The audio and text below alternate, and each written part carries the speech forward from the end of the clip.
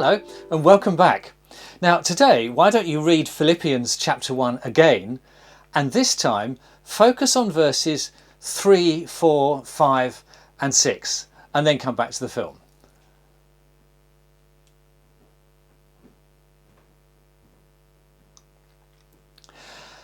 I hope you have at least one person in your life who just thrills you whenever you talk to them. When your phone goes off and their name is on the screen, there's a part of you that goes, yes!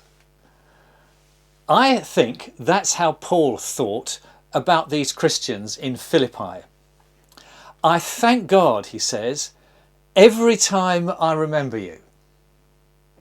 And I conclude that because of the way Paul describes the Christians he's writing to. They are saints. Now, this doesn't mean that they're in some sort of godly elite.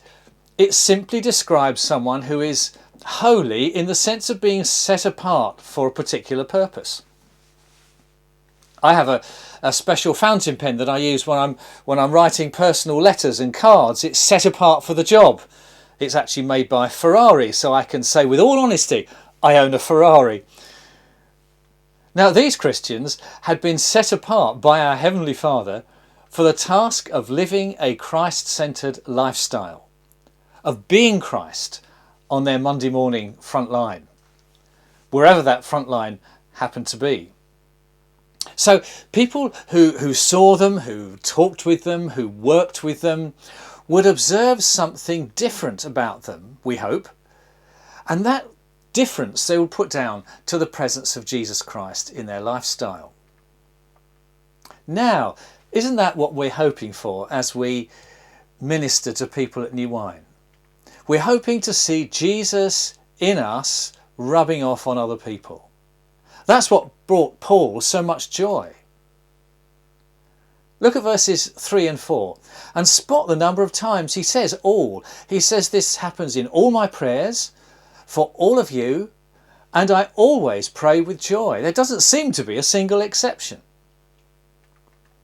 And they bring him joy because of their partnership in the gospel from the first day until now.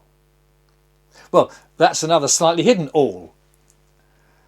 They've been partners with Paul all of the time. Now, when you think about the task that God is calling you to at New Wine, do you ever feel inadequate? You might feel, as I sometimes do, that, hey God, I'm still a work in progress and you've still got quite a bit of work to do in me yet. But if that's the case, then Paul's next words are for you and for me in verse 6. I am confident of this, that he who has begun a good work in you will carry it on until it's completed. God can use partially formed, slightly battered, not yet complete Christians to build his kingdom. And that includes us. God bless you.